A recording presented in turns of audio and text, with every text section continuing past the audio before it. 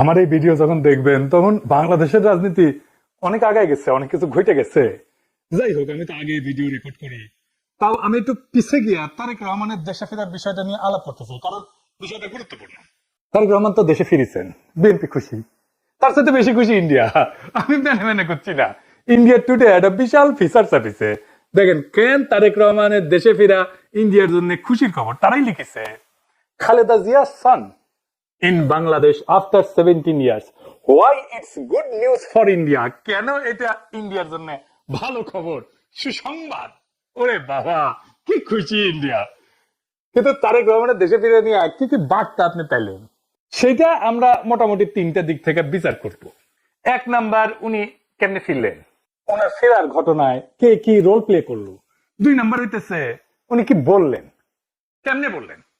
তিন নাম্বার হইতেছে উনার ফেরার ঘটনা নিয়ে গণমানুষের মধ্যে কি প্রতিক্রিয়া এবং বাঙ্গু এলিট এস্টাবলিশমেন্ট এবং আওয়ামী লীগের মধ্যে কি প্রতিক্রিয়া। এই তিনটা দিক থেকে দেখলে আপনি বুঝতে পারবেন তারেক রহমানের দেশে ফেরাটা বাংলাদেশের জন্য কি মিন করে, এটার অর্থটা কি। তার আগে ওই পায়েসের উপরে যেমন কিসমিস থাকে না, উনকার দুটা কিসমিস দিয়ে দিই পায়েসের উপরে। না দেখে নি বিএনপি কইছে তারা 300 ফিটে যে বর্জ্য তৈরি করেছে তাও প্রসারণ করে, মার্শাল্লাহ।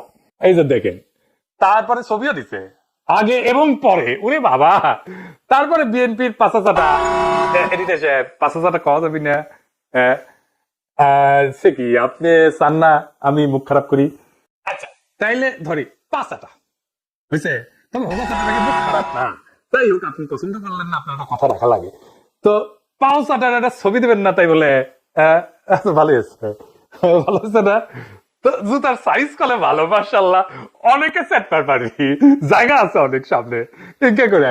তো তারেক রহমানের ইনকা একটা জুতা কিনে দিয়ে বিএনপি কইছে পরিষ্কার করেছে, আর 15 লোক কইতেছে আম্বা। ওরা ওই একই কথা। গণসংবর্ধনার পর 300 ফিট সড়কের বর্জ্য অপসারণ করলো ঢাকা উত্তর বিএনপি। আসেন না, বিএনপি এটা তো ছবি দেখলেন, স্টিল ছবি, একটা ভিডিও দেখেন, বিএনপির কর্মীরা পরিষ্কার করেছে, ভালো লাগবে না। দেখেন 26 তারিখ সকালে 300 ফিট এলাকায় গিয়ে দেখা যায় জমে থাকা ময়লার স্তূপ পরিষ্কার করছেন ঢাকা উত্তর সিটি কর্পোরেশনের পরিচ্ছন্নতা কর্মীরা। বিএনপির অফিসিয়াল পেজ থেকে দাবি করা হয়েছে ময়লা পরিষ্কার করছে, সমস্ত ময়লা পরিষ্কার করছে বিএনপি, কিন্তু আসলে না, কথাটি মিথ্যা।